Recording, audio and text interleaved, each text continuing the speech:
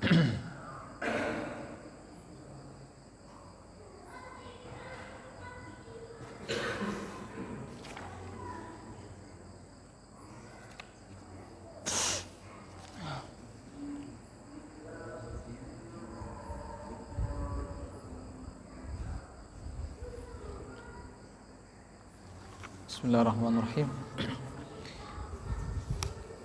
Assalamualaikum warahmatullahi wabarakatuh.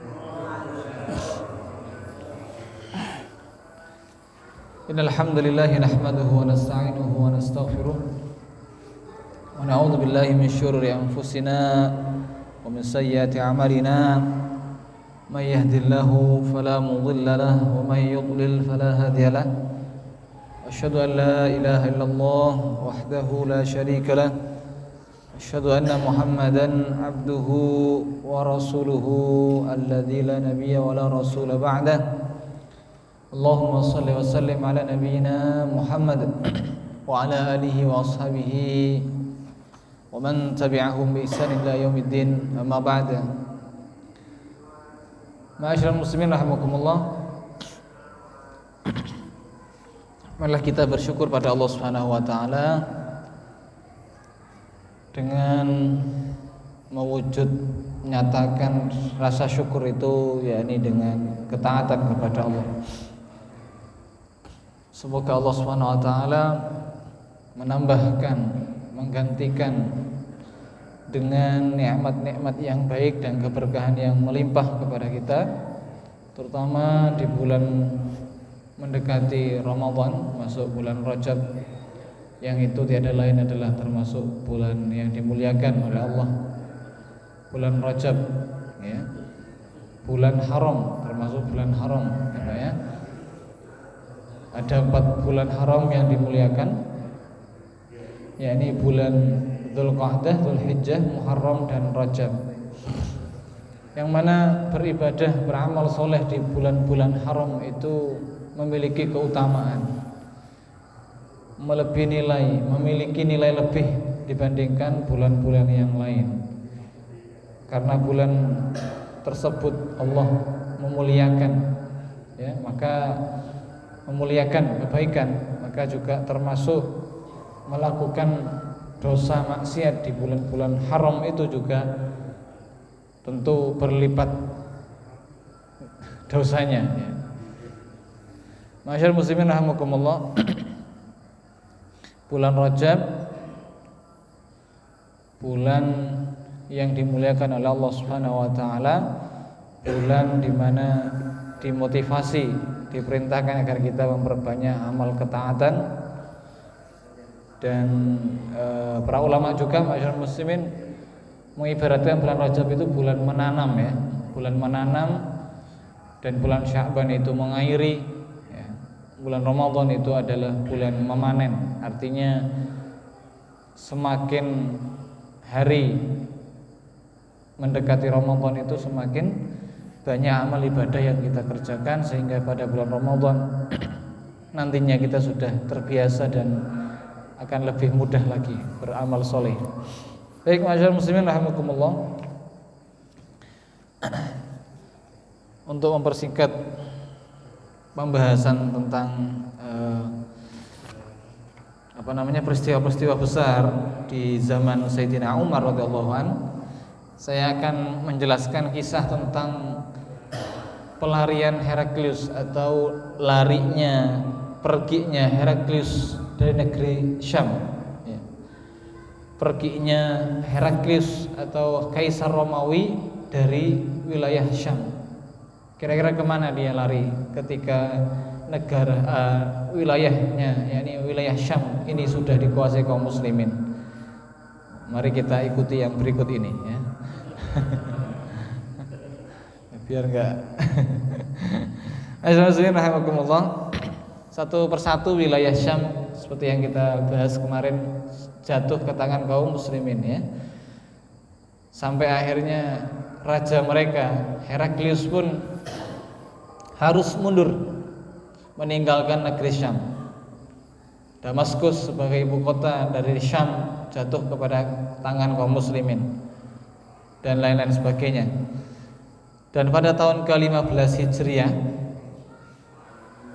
Heraklius pun menyatakan mundur keluar dari negeri Syam dan berangkat meninggalkan negeri Syam. Meninggalkan negeri Syam. Itu yang disampaikan oleh Ibnu Jarir dari Muhammad bin Ishaq. Jadi terjadi tahun 15 Hijriah. 15 Hijriah Bapak Ibu sekalian. Ada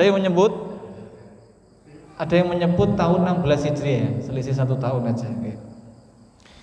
Setiap kali Heraklius kita tahu Pak ya, Heraklius itu adalah raja Romawi, pemimpin Romawi, berangkat ke Baitul Maqdis. Setiap kali Heraklius ini berangkat ke Baitul Maqdis,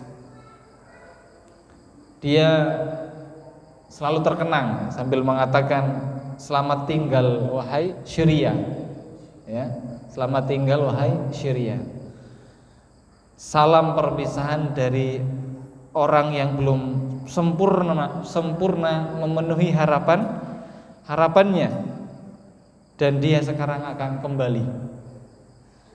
Maksudnya Heraklius ini akan meninggalkan, dan kemana dia pergi ya, kita akan bahas setelah ini.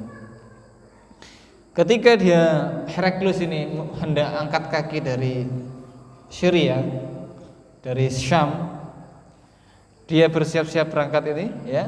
Di tengah perjalanan sampai di sebuah tempat namanya Ruha. Ruha ini sebuah kota antara Mosul ya dan Syam. Ya, masih di wilayah situ juga. Dia minta agar penduduk wilayah Ruha ini, ma'asyiral muslimin rahimakumullah, mengiringi atau mengantarkan keberangkatannya, kepergiannya, hingga tiba di Romawi Barat ya, Romawi Timur ya, Romawi Timur, yaitu Konstantinopel ya, itu yang hendak dituju. Dia hendak menuju ke Konstantinopel, Istanbul hari ini, Turki. Dan mereka orang-orang Syam ini ketika hendak melepas Raja Heraklius berkata, sesungguhnya kami tetap di sini, kami akan tetap berada di negeri Syam, itu akan lebih bermanfaat bagimu daripada kami berjalan mengiringimu. Artinya wis dak apa-apa, udah lo berangkat ya, kami tetap berada di sini. Akhirnya sang raja pun pergi tanpa diikuti oleh rakyat negeri Syam.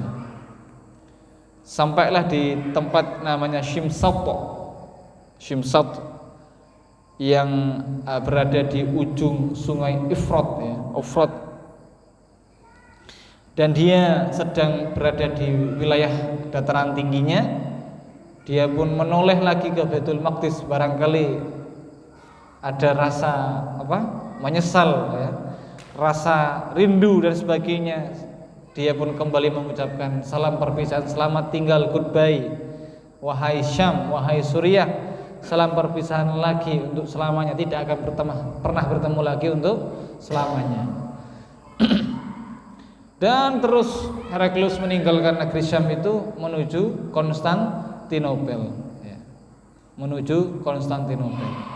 Dan di sanalah ia membangun kerajaannya terakhir sampai eksis sampai di zaman Sultan Muhammad Al-Fatih ya.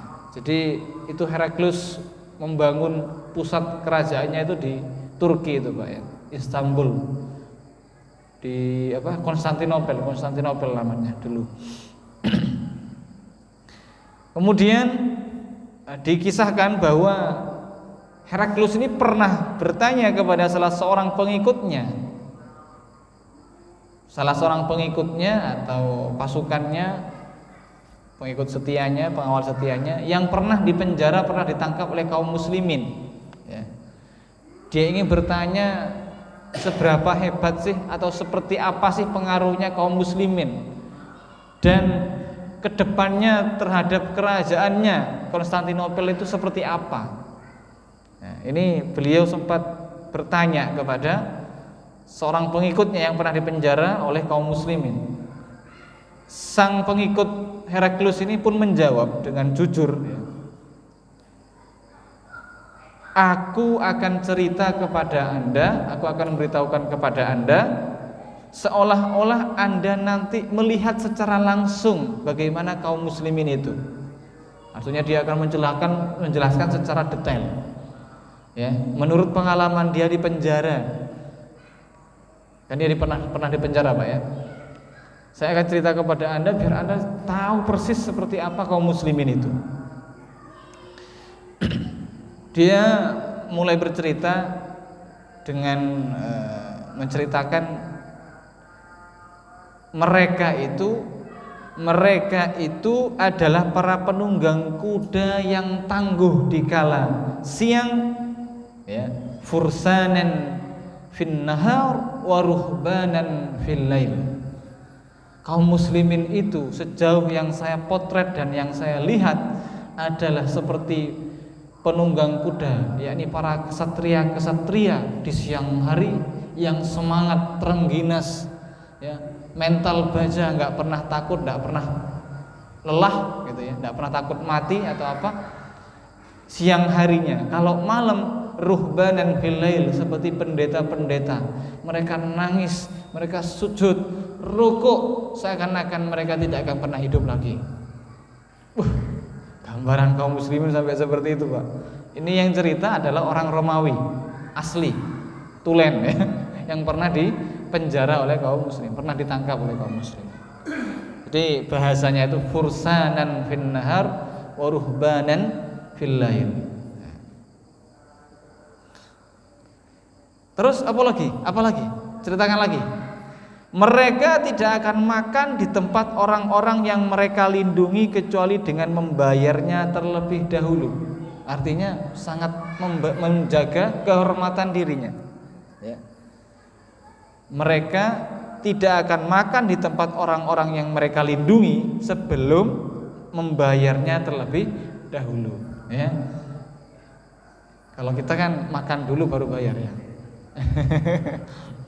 Katanya itu yang bagus itu bayar dulu baru makan, ya. Karena itu sudah menjadi hak kita. Tapi kan ini kebiasaan, ya. Di warung-warung itu makan dulu baru bayar.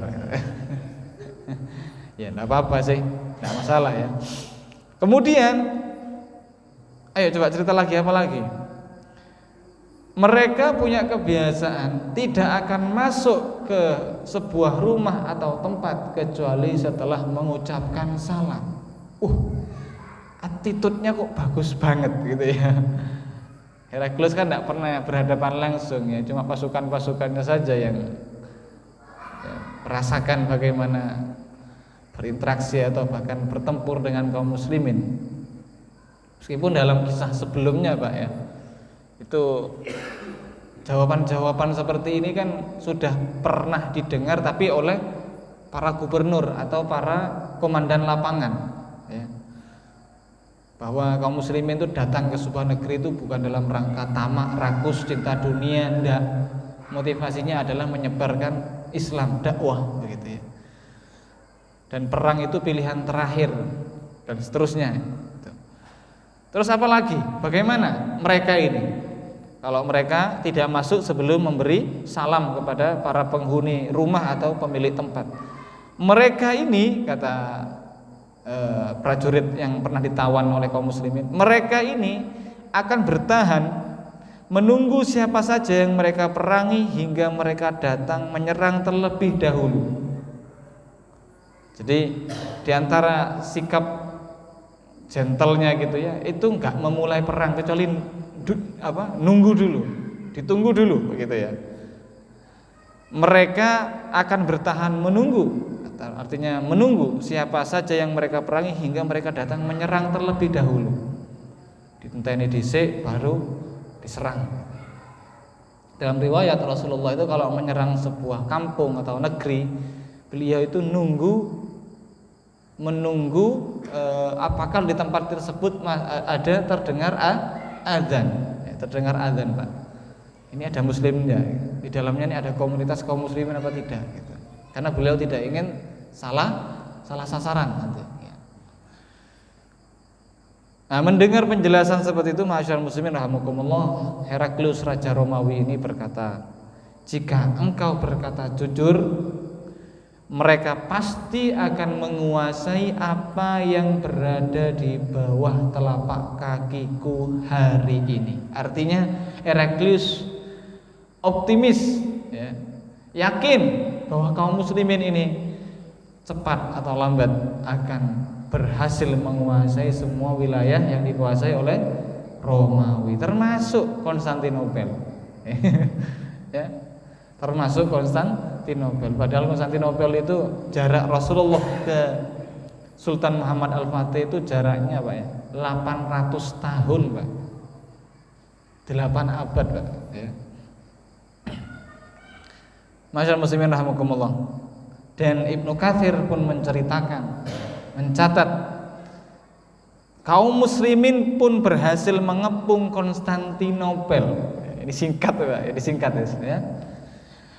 Kaum muslimin pun berhasil mengepung Konstantinopel ya, di kemudian hari ya, dan itu pun sudah dimulai sejak zaman para sahabat, zamannya Muawiyah bin Abi Sufyan ya, sampai kita dengar kisah yang sangat legendaris ya, ini sahabat Abu Ayyub Al-Ansari yang dia pun ikut serta bahkan dimakamkan di samping tembok Konstantinopel, benteng Konstantinopel. Sepuh Pak, Abu Ayyub ini sepuh Pak. Tapi beliau tidak pernah patah semangat. Beliau bilang, Rasul kok sudah bilang dulu ya, bahwa Konstantinopel ini akan ditaklukkan dan saya ingin menjadi bagian dari tentara yang dikatakan oleh Nabi sebagai sebaik-baik tentara. Sudah sepuh Pak padahal. Ya. Meskipun di zaman itu setiap pergantian khalifah itu terus dikirim ya, pasukan yang akan menaklukkan Konstantinopel ini, tapi belum berhasil Pak ya, belum berhasil. Karena takdir itu oleh Allah disiapkan 8 abad kemudian ya, oleh seorang pemuda bukan orang Arab ya. Ini menunjukkan bahwa jenengan punya kesempatan ya, kans yang sama untuk sukses, untuk mengulang sejarah ya. Karena yang menaklukkan Konstantinopel itu bukan orang Arab Pak ya, orang Eropa kalau kita bilang ya, orang Eropa, orang Turki. Ma'asyiral muslimin rahimakumullah, kita lanjutkan.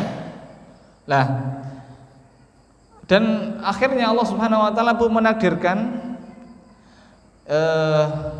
janji Rasulullah sallallahu alaihi wasallam atau kekhawatiran atau prediksi dari Heraklius sendiri bahwa Konstantinopel itu juga akan berhasil direbut oleh kaum muslimin, dan itu pun dimulai dari dinasti Bani Umayyah. Namun mereka ini belum ditakdirkan oleh Allah gagal ya, menguasai Konstantinopel. Tapi di akhir zaman umat Islam pasti janji Rasulullah ini atau nubuah Nabi Sallallahu Alaihi Wasallam ini akan terwujud. Dan itu menurut Ibnu Katsir ya, beliau tuliskan dalam kitab Al-Malahim, yakni beberapa waktu sebelum munculnya Dajjal, Al-Malhamah, Al-Kubro dan sebagainya. Kejadian-kejadian besar sebelum munculnya Dajjal, termasuk tentang takluknya Konstantinopel itu beliau sudah ceritakan di situ. Ya, meskipun juga banyak kitab-kitab atau para ahli sejarah yang telah menuliskannya untuk kita, masyaallah muslim rahimakumullah. Dan ini sebuah kabar gembira bahwa tanda bahwa kaum muslimin di akhir zaman akan memenangkan pertempuran ya, peperangan sebelum munculnya Dajjal itu sudah dimulai dengan jatuhnya Konstantinopel itu. Meskipun itu juga masih masuk fase keempat gitu ya. Fase keempat sampai fase masuk ke fase keempat, kemudian barulah masuk ke fase kelima ya, fase kelima nanti munculnya kekuatan kaum muslimin sebagaimana di zaman awal kemunculannya, yakni al-khilafatu ala minhajin nubuwah. Dan itu masih perlu perjuangan besar Pak ya dari kaum muslimin. Istilah al-khilafah ala minhajin nubuwah itu menjadi momok Pak ya. Menjadi momok yang menakutkan. Ya, sampai dikaitkan dengan terorisme, radikalisme, begitu Pak. Padahal kalau mau jujur, istilah itu memang menjadi hadis, sudah menjadi nubuwah Rasulullah Shallallahu Alaihi Wasallam. Jujur nggak jujur itu sebuah janji dari Rasulullah. Ya, seperti ungkapan orang mengatakan begini, sekalipun sebenci apapun kita dengan bunga, gitu ya, tapi tetap musim semi akan datang. Sebenci apapun kita nih menebang pohon-pohon bunga-bunga, ya, tapi musim semi tetap akan datang. Seperti itu Pak. Janji Allah itu benar. Ya, mungkin fitnahan, tuduhan kepada kaum muslimin tentang bahwa Islam itu agama yang seperti itu dan seterusnya itu kan yuriduna yudfi'u nurallahi bi afwahihim. Mereka ingin memadamkan cahaya Allah dengan mulut-mulut mereka. Tapi hakikatnya cahaya Allah itu kan sesuatu yang mendatangkan kedamaian kan? Ya kan? Membawa keadilan, kebenaran dan seterusnya. Artinya persepsi yang dikembangkan oleh orang-orang kafir yang tidak senang dengan Islam itu dahsyat. Mereka ingin memadamkan cahaya Allah, tapi Allah justru menyempurnakan. Wallahu mutimmu nurihi walau karihal kafirun. Allah menyempurnakan cahayanya sekalipun orang kafir tidak setuju, tidak senang. Kemudian masyaallah muslimin rahimakumullah, Allah Subhanahu wa taala setelah ditinggalkannya Heraklius meninggalkan negeri Syam, maksud saya Allah haramkan negeri Syam itu selama-lamanya untuk penguasa manapun ya. Jadi setelah jatuh kepada tangan kaum muslimin ini, negeri Syam ini oleh Allah Subhanahu wa taala dimuliakan karena memang banyak hadis-hadis berkaitan dengan itu, termasuk Nabi mengatakan bahwa negeri Syam ini dinaungi oleh malaikat ya. Negeri Syam adalah negeri yang diberkahi sampai akhir zaman dan seterusnya. Dan itu disampaikan oleh Nabi sallallahu alaihi wasallam dalam kitab hadis ya, As-Sahihain Bukhari dan Muslim. Dari riwayat Bukhari dan Muslim dari Abu Hurairah radhiyallahu anhu, Rasulullah bersabda tentang negeri Syam dan Kisra, idza halaka Kisra fala Kisra ba'dah. Ketika Kisra ini sudah musnah, sudah binasa, maka tidak akan ada lagi Kisra setelahnya. Ini sabda Rasulullah sallallahu alaihi wasallam. Padahal Nabi sallallahu alaihi wasallam wafatnya sudah 11 Hijriah, ya Pak ya. Ini kejadian 16 Hijriah, memang masih terpaut 3-4 tahun lah. Setelah tidak ada Kisra, setelah Kisra ini tumbang, tidak akan ada lagi Kisra atau penguasa Romawi lagi setelahnya. Wa idza halaka Qaisar fala Qaisar ba'dah. Ketika Kisra itu sebutan untuk raja Persia. Setelah binasanya Kaisar, penguasa Romawi, maka tidak akan ada lagi Kaisar setelahnya. Artinya dua imperium ini akan tumbang, baik Persia maupun Romawi akan tumbang. Walladzi nafsi biyadih, demi Allah yang jiwaku berada di tangannya, la tuftaqanna kunuzuhuma fi sabilillahi. Sungguh seluruh perbendaharaan dan kekayaan keduanya akan dinafkahkan di jalan Allah. Artinya akan dikuasai oleh kaum muslimin. Ini motivasi yang luar biasa, dan Rasulullah tidak pernah ingkar janji, tidak pernah salah. Bukan, kalau orang bilang prediksi ya, kalau Rasulullah bukan prediksi, ya nubuah, kepastian. Kalau prediksi itu kan ya prediksi gimana? Kira-kira gitu aja.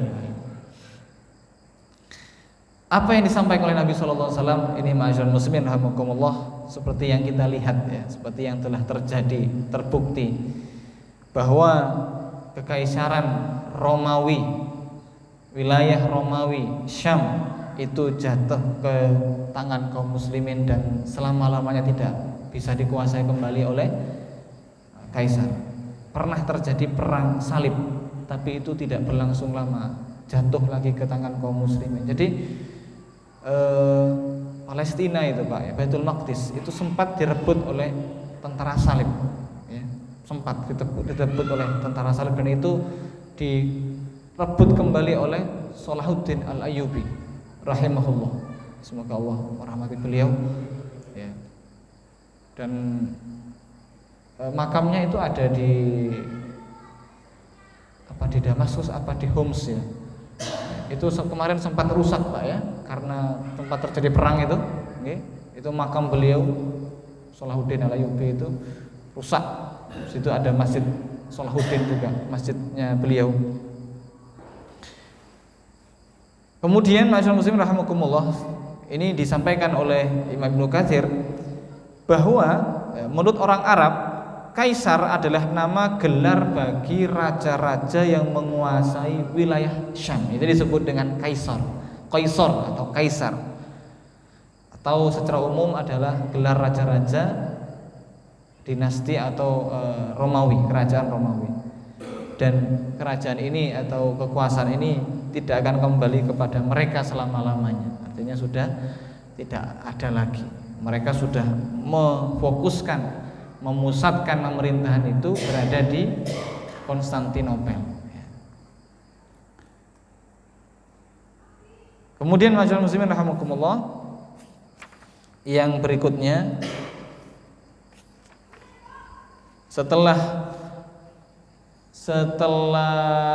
kaisar angkat kaki dari Syam atau Palestina dan sekitarnya, maka Umar pun diizinkan masuk, artinya Umar pun datang ke sana ya, datang ke Palestina.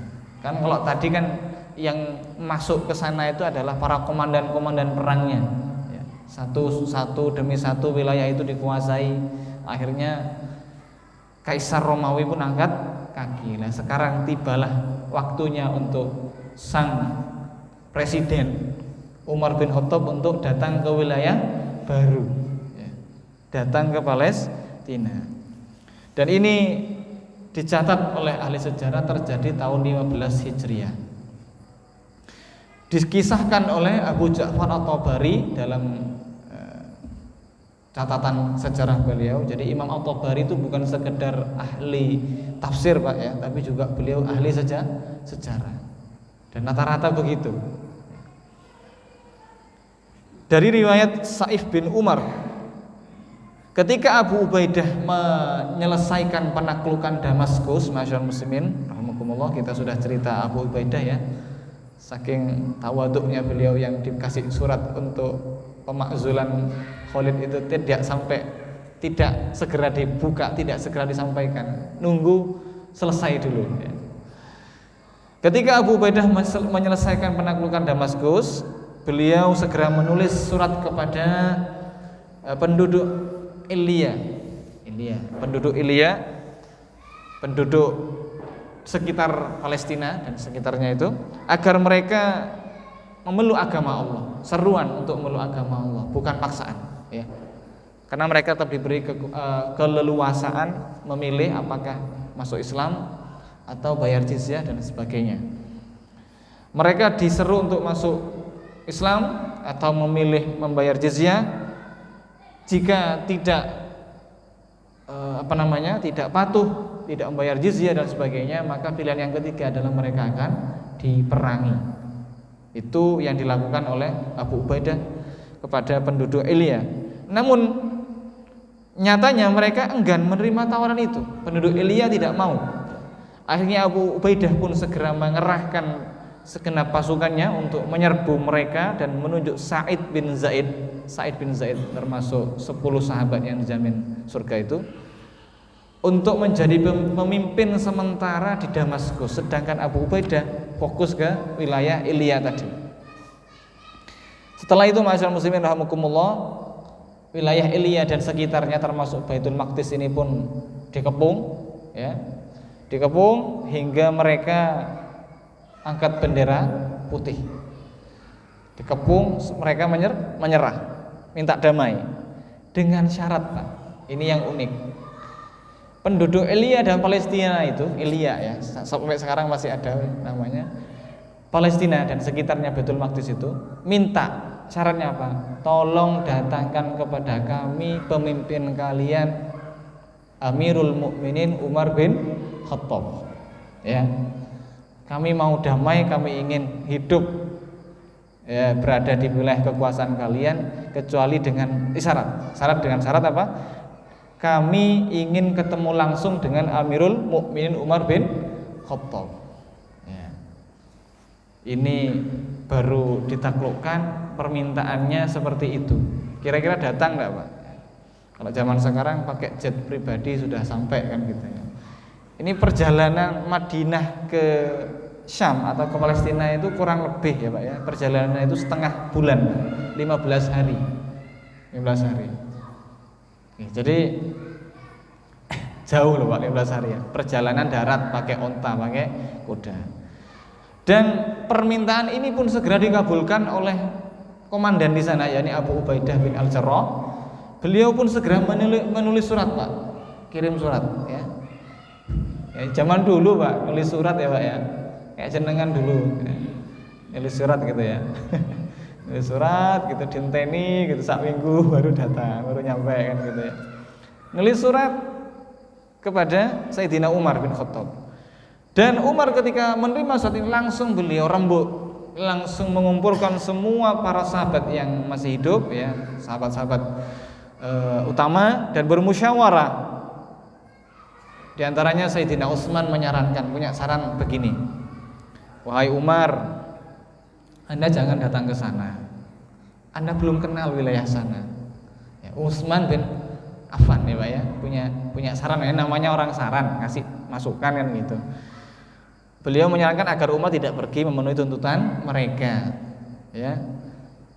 Agar apa? Alasan menurut Utsman itu biarin aja, enggak apa-apa. Biar mereka itu merasa inferior ya, jadi biar nggak ngelonjak, jarnose, biarkan saja, kita uji dulu kesungguhan mereka, biar mereka ini nggak merasa jumawa gitu ya. Kan kemarin baru dikuasai sama Romawi itu tidak pernah terkalahkan loh Pak, okay? Seumur ya, baru zamannya Sayyidina Umar takluk ya. Nah itu biarkan dulu, kata Sayyidina Utsman bin Affan radhiyallahu anhu. Namun Sayyidina Ali radhiyallahu an menyarankan agar Khalifah Amirul Mukminin Umar bin Khattab memenuhi permintaan mereka. Tidak apa-apa, jenengan datang aja.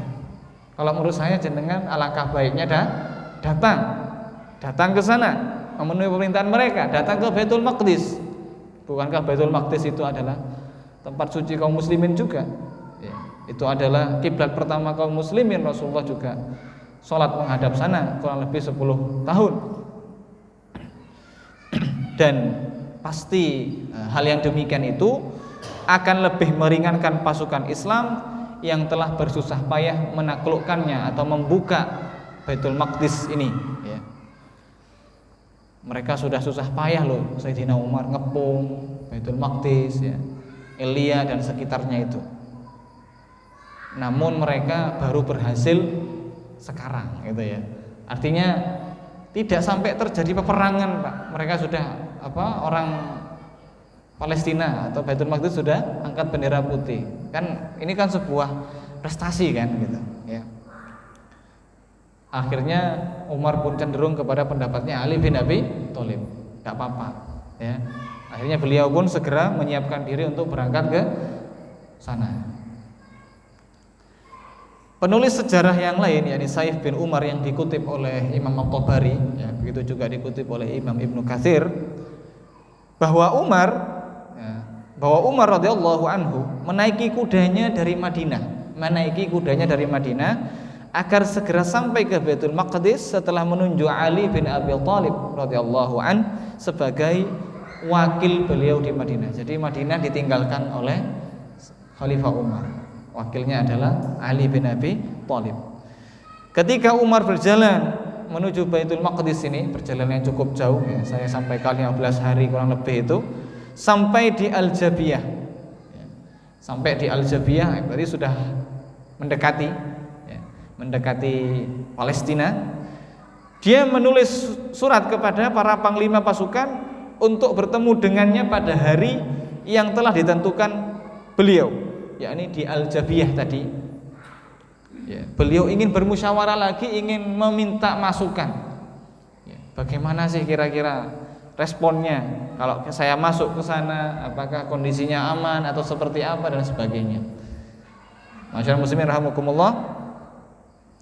Orang yang pertama kali bertemu dengan Umar untuk memenuhi panggilan Umar tadi, para komandan ini adalah Yazid bin Abu Sufyan. Kemudian datang disusul oleh panglima Abu Ubaidah bin Al-Jarrah. Setelah itu pasukan berkuda yang dipimpin oleh Khalid dalam keadaan wah ini gaya Pak. Nah, wong yang ditaklukkan ini negeri kaya, negeri subur. Kudanya itu Pak, ya, kudanya itu berpelana sutra Pak. Wih gaya kon. Ya gitu ya. Ada kisah yang saya skip Pak. Ya, saya baca saya sendiri.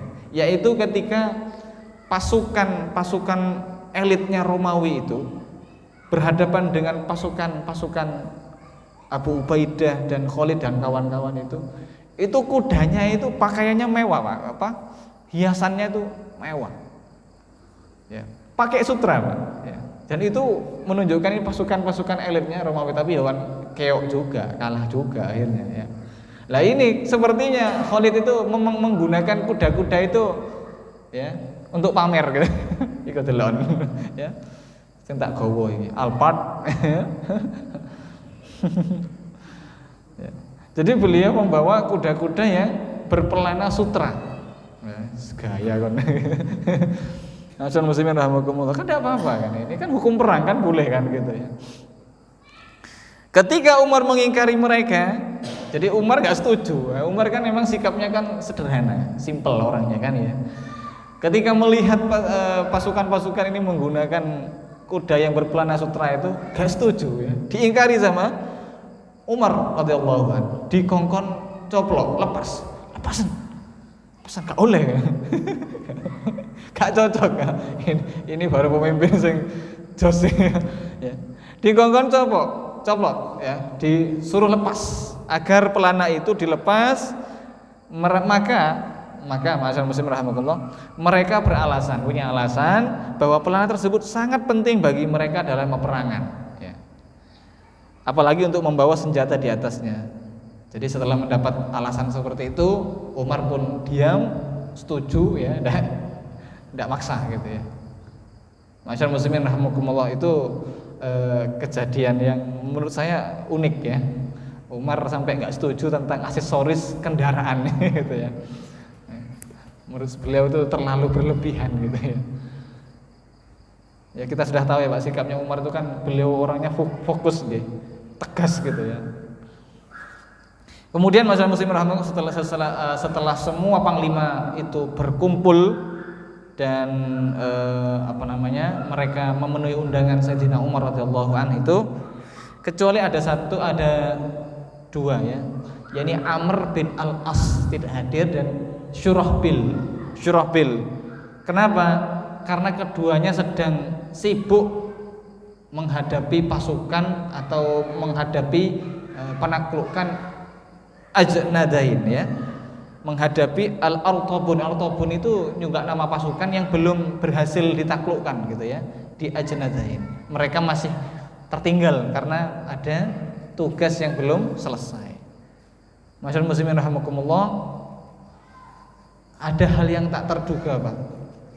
Sekalipun saya sudah menyampaikan di awal bahwa Heraklus meninggalkan Romawi, ternyata pasukan-pasukan elit tempur mereka ini masih ada yang setia begitu ya, berjaga-jaga, dan itu tidak disangka, tidak dinyana gitu ya.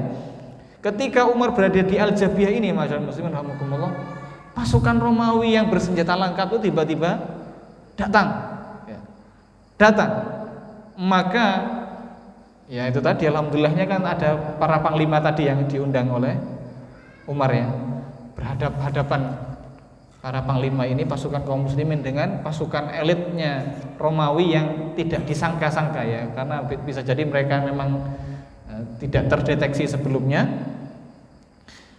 Namun Umar berkata, ya, ini sudah hampir terjadi peperangan. Umar berkata, sesungguhnya mereka datang ingin mencari perlindungan.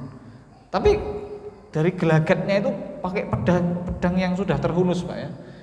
Gelagatnya itu kayak mau perang gitu ya. Kata Umar, mereka ini datang ingin mencari perlindungan. Kemudian kaum muslimin pun menurunkan tensi begitu ya. Tidak seperti hendak mode siaga atau hendak berperang. Kaum muslimin pun persuasif datang. Karepe opo? Mau opo? Gitu. Kaum muslimin segera menemui mereka dan ternyata mereka adalah para tentara dari Baitul Maqdis. Ya, mereka memang bersenjata lengkap tapi tidak dalam kondisi hendak menyerang. Mereka mengaku mereka hendak meminta perlindungan dan perdamaian dari kaum muslimin dan Amirul Mukminin. Ketika mereka mendengar bahwa Amirul Mukminin akan segera datang ke Baitul Maqdis, ternyata mereka datang untuk menyatakan berserah diri atau damai. Allahu Akbar, gitu, luar biasa ya. Jadi bukan dalam rangka menyerang. Mereka memang pasukan elit, pasukan tempur, tapi bukan dalam rangka untuk berperang. Itu yang disalahpahami oleh sebagian pasukan komando pasukan kaum muslimin yang ada di sekitar Umar, bahwa dikira mereka akan menyerang, tapi ternyata mereka ingin bergabung dan berdamai. Wallahu a'lam bishawab. Ada yang nanti dulu ya. Adzan dulu.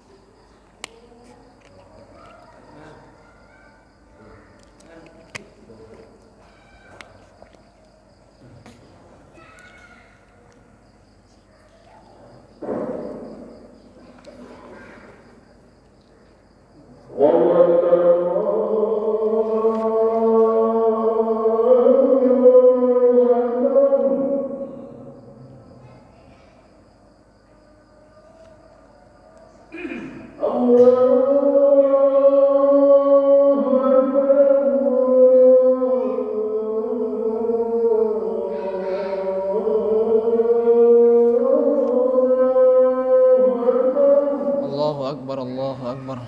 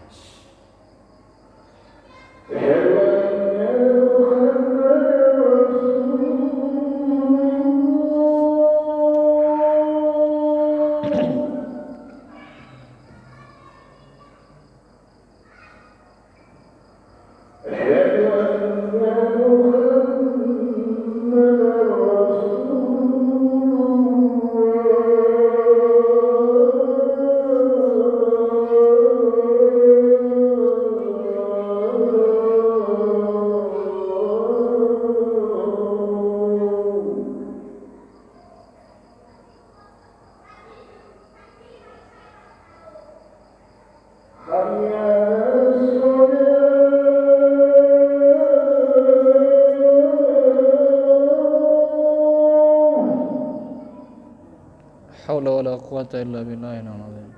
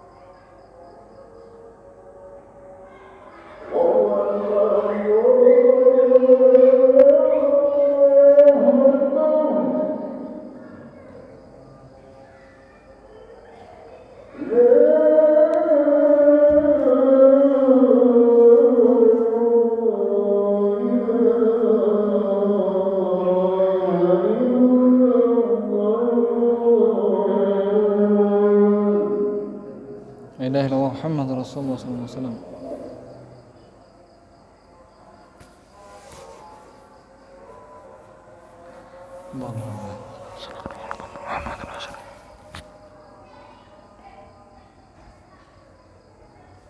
Bismillah.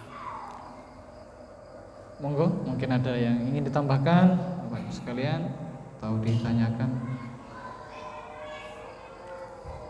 Assalamualaikum warahmatullahi wabarakatuh. Waalaikumsalam warahmatullahi wabarakatuh. Ustaz, yang saya tanyakan itu begini, di dalam sirah tadi disampaikan bahwa antara Islam yang akan menguasai kota Nobel dengan kota Nobel yang bisa mengulang Nobel.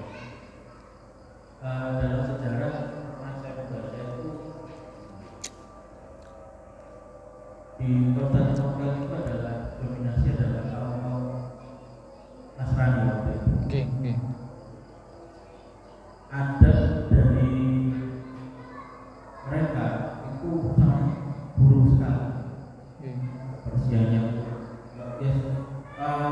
luar biasa, misalnya jauh dari Islam. Nah, pertanyaannya begini, pada waktu akan menaklukkan Konstantinopel, semangat yang diinginkan menaklukkan Konstantinopel itu apakah hanya syiar agamanya? Ataukah memang ingin merubah adat-adat yang ada di sana yang sangat buruk?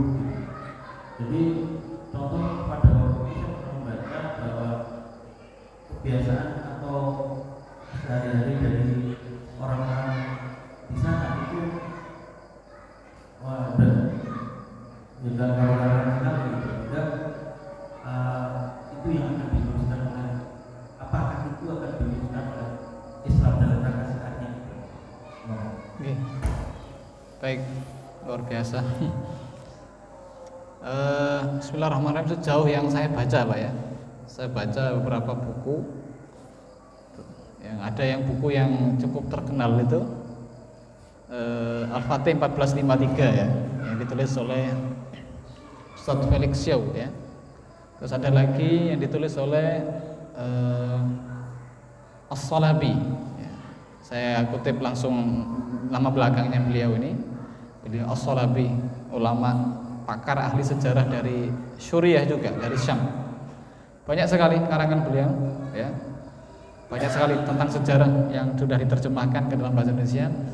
Itu satu motivasi penaklukan Konstantinopel, Konstantinopolis gitu ya. Konstantin itu nama raja Konstantin ya, nama raja Romawi.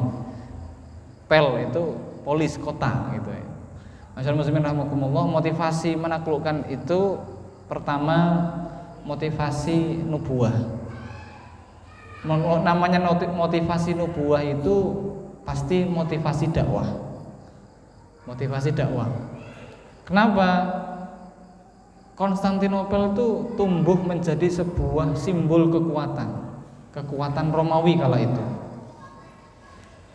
Tepatnya dengan agama Nasraninya Pak ya. Agama Nasrani ya, Katoliknya kalau saya bilang. Kemudian yang kedua, pengakuan yang sempat direkam atau dituliskan oleh para sejarah sendiri, ternyata sekalipun berada di bawah kekuasaan Romawi, orang Konstantinopel asli pun tidak merasakan keadilan dari pemerintah Romawi. Itu. Jadi kalau kita mengira bahwa sesama mereka itu damai rukun juga salah. Allah sudah mengabadikan itu dalam surah Al-Hasyr, la tahsabuhum jami'an wa qulubuhum syatta. Jadi orang kafir itu juga seperti itu, Pak. Sama-sama kafirnya tapi juga menindas satu dengan yang lain. Kita jangan niru gitu, jangan niru mereka. Sama-sama muslimnya tapi nindas satu dengan yang lain, jangan. Itu yang saya sempat baca. Kemudian kalau masalah adab, masalah apa yang terjadi di sana, sangat mungkin memang sudah tidak beres gitu ya, tidak beres. Kemudian masyarakat muslimin rahimakumullah, yang membuat Eropa itu bersatu ketika kaum muslimin di bawah Sultan Muhammad Al-Fatih itu hendak menaklukkan Konstantinopel, ya. Itu adalah motivasi tadi itu, ya. Agama. Aslinya mereka itu sebelum kedatangan Muhammad Al-Fatih, Sultan Muhammad Al-Fatih itu ya gondok-gondokan sendiri, Pak. Bahkan tidak akur, Pak. Ngeblok-blokan juga mereka, ada blok Spanyol, ada mana itu. Jadi Kristen sendiri itu terpecah, Pak, sebetulnya. Ada yang Anglikan, ada apalagi itu lupa saya, ya. Itu sebetulnya ada ketidakharmonisan di tubuh mereka. Tapi karena yang datang kaum muslimin, mereka akhirnya bersatu. Dan itulah yang sempat terjadi, dan pertempuran dahsyat untuk mempertahankan Konstantinopel, karena ini adalah simbol mereka, gitu. Dan yang nyerang itu kaum muslimin, gitu. Nah, ketika Konstantinopel pun berhasil direbut oleh kaum muslimin, itu tersebar rumor-rumor tentang kaum muslimin yang begini, jahatlah, apa dan sebagainya. Ternyata nggak terbukti. Tidak terbukti sama sekali. Bahkan hari pertama Sultan Muhammad Al-Fatih itu masuk, ya, karena sudah berhasil dijebol, ya, temboknya itu. Setahu saya tembok yang paling lemah itu justru yang belakang menurut sejarah itu, karena di situ itu cuma berapa lapis gitu, ya. Kemudian pasukan kaum muslimin pun berhasil melewati Selat Galata itu setelah kapal-kapalnya didorong dinaikkan ke bukit itu kan dipindah itu karena untuk menghindari rantai besi yang ada di lautan. Kan tidak bisa itu. Kapal setiap mau lewat itu pasti nyangkut di situ dan ditembaki, akhirnya ya tenggelam itu. Tapi ketika dinaikkan ke bukit Galata itu, ya, muter gitu, itu diturunkan itu ya dekat gerbangnya sana, sudah tinggal dorong dikit, dayung, nembakkan meriam, sudah. Itu pun ternyata belum berhasil, Pak, ya, meskipun sudah diturunkan itu. Kenapa? Saking tebalnya tembok. Itu baru ketahuan itu di bagian sebelah mana itu, utara atau sebelah timur atau mana itu ada lapisan benteng tuh yang paling tipis gitu. Itu yang digedor terus, ditembaki terus. Sampai itu ya kita bisa bayangkan, Pak, satu lapis tembok itu bisa setengah kilo itu, ya. Itu dulu begitu. Jadi satu tembok itu, nah itu masyarakat ketika sudah masuk ke sana, meskipun ya tontonan harian mereka 50 hari kurang lebih dengan 50.000 pasukan kurang lebih, ya, tontonan harian orang-orang Konstantinopel itu melihat kaum muslimin hariannya itu lihat orang baca Quran, sholat berjamaah, hari Jumat sholat Jumat terpanjang 5 kilo kurang lebih. Itu pasukan kaum muslimin sholat Jumat. Jadi mereka sudah berpikir, ini yang datang kepada kami ini siapa sebetulnya, ya, kok begitu rapinya, begitu tertibnya dan sebagainya. Itu sudah mulai mikir rakyat aslinya loh, Pak, ya. Jadi mereka sudah dihadapkan dengan dua pilihan. Ini ya apa ini?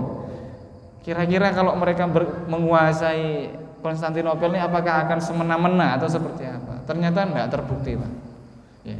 masuk hari pertama Sultan Muhammad Al-Fatih itu ya nggak ada yang dibunuh ya Pak ya. Padahal para uskup, para pastor itu sudah gemeteran itu, kami akan dibunuh duluan ini ya. Pasti kami akan dibunuh duluan atau apalah. Ternyata nggak ada, cuma ucapan maaf ya. Pemberian maaf gitu ya, pemberian maaf kepada mereka-mereka yang memang dan seterusnya lah. Ternyata nggak ada apa-apa. Dan itu terbukti ternyata setelah Sultan Muhammad Al-Fatih menguasai Konstantinopel, tadinya ekonomi terpuruk, tadinya macam-macam itu tertinggal. Yang terjadi adalah ekonomi meningkat, kemudian pendidikan meningkat.